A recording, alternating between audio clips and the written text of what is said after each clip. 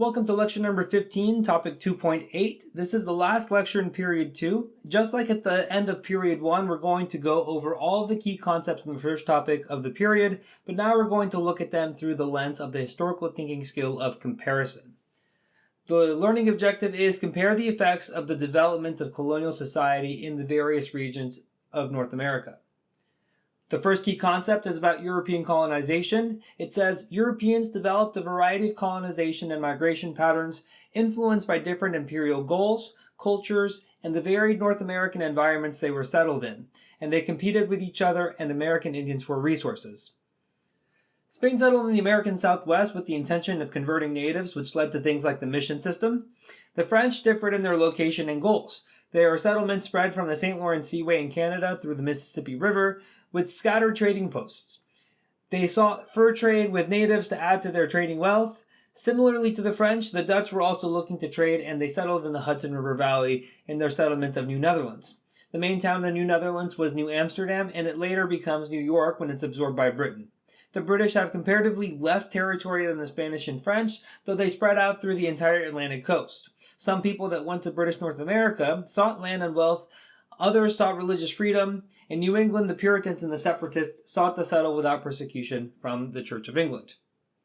The next key concept is Spanish, French, Dutch, and British colonizers had different economic and imperial goals involving land and labor that shaped the social and political development of their colonies, as well as their relationships with native populations. Spain used coerced native and African labor for their settlements. The encomienda system awarded land and labor to Spanish who were willing to convert natives that lived on their encomienda. In the mission system, natives were meant to be there for the purpose of conversion, but were also forced to perform daily tasks that maintained life on the mission. Comparatively, the Dutch and the French had friendlier relations with natives because their trading success depended on the trade that they had with the different native groups. Finally, the British often clashed with natives over their boundary disputes. The use of indentured labor actually aggravated relations further, as servants that had completed their term often went to the frontier and squatted on native territory. The British colonies switched to rely on African enslaved labor after Bacon's Rebellion, but relations with natives don't greatly improve as a result. The next key concept is, in the 17th century, early British colonies developed along the Atlantic coast with regional differences that reflected various environmental, economic, cultural, and demographic factors. The British colonies consisted of 3 distinct regions. Climate and geography were the main differences that created other distinctions in culture and economy. The Chesapeake and the southern colonies were dominated by large-scale agriculture of tobacco, rice, and indigo. They grew heavily dependent on enslaved African labor. The middle colonies also focused on agriculture, but they mostly grew cereal crops like wheat. They had a greater diversity in population because there were a lot of people coming from Central and Western Europe. These European migrants were recruited by colony proprietors like Cecil Calvert and William Penn. Finally, the New England colonies focused on timber and shipping because the soil was not conducive to large agriculture. They also had better health and life expectancy, especially compared to the Chesapeake colonies, where the colonists ended up settling in areas that were very swampy. The hot, humid climates of the southern colonies were more conducive to disease like malaria. The next key concept says, competition over resources between European rivals and American Indians encouraged industry and trade, and led to conflict in the Americas. Just as relations between natives and European powers are compared, here there is a comparison of relations between natives and the British colonial regions. Early wars resulted in the losses for natives, both in casualties and land. The Anglo-Powhatan Wars in Virginia and the Pequot War in New England are examples of these conflicts. Later on, we'll see coalitions formed by native groups in New England, like when Metacom led a war against the New Englanders, and in New Mexico, when Pope led a Pueblo coalition of natives against the Spanish. Pennsylvania and the middle colonies was generally the exception here to all of this conflict. William Penn, when he first started the colony, tried to deal peacefully with the natives and tried to trade fairly for the land that they would occupy. That's not to say that the future settlers in the middle colonies did not increase tensions in the region. However, there was generally a greater effort to keep the peace through diplomatic efforts. The next key concept says the British colonies participated in political, social, cultural, and economic exchanges with Great Britain that encouraged both stronger bonds with Britain and resistance to Britain's control. This means the colonists were becoming more British and at the same time less British in their identity. Both of these patterns will also lead to the Revolution in the next historical period.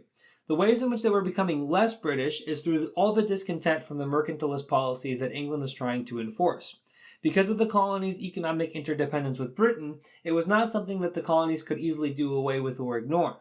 Colonial governments based on the English model elected legislatures that were representative of the people, or at least representative of the voters. They normally had checks and balances over royally appointed governors for most of the 16 and 1700s, while the colonies experienced salutary neglect. This meant that they were not closely looked after by Britain. Britain was not strictly enforcing the mercantilist policies on the colonies, and that led to a greater sense of independence inside of the colonies.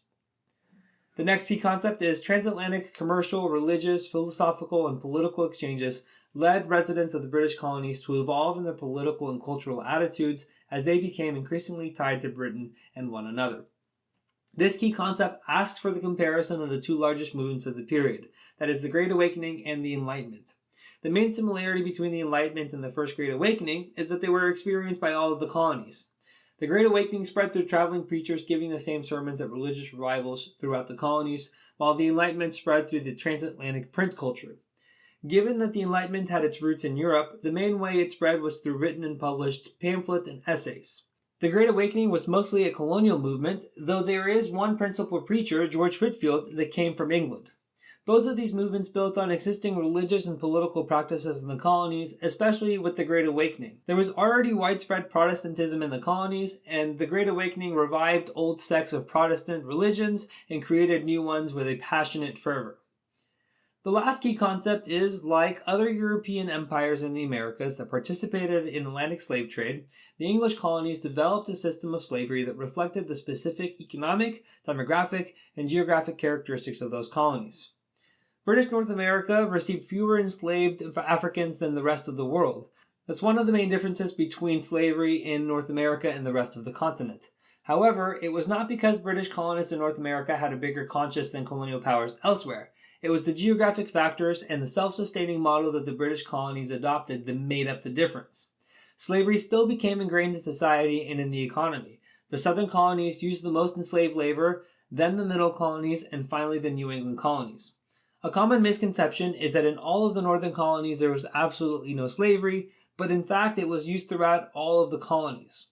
Slave codes were passed to perpetuate the enslaved condition, and all of these were based on the slave codes that were first written in the West Indies.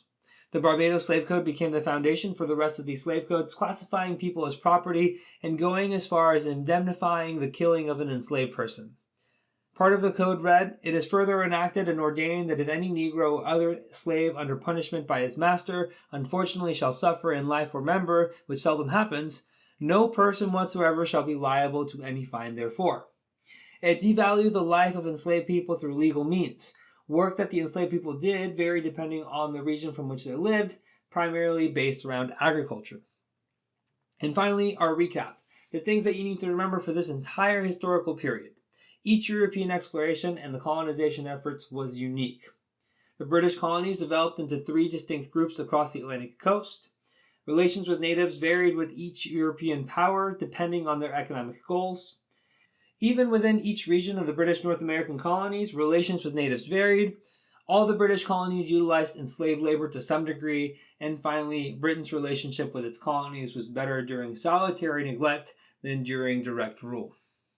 Thank you for watching. If you would like to watch the next lecture, you can click on the video link on the screen. And if you are looking for more practice to help you on the AP exam, you can visit APUSHslides.com. I wish you the very best in all of your studying and look forward to seeing you back on the next lecture.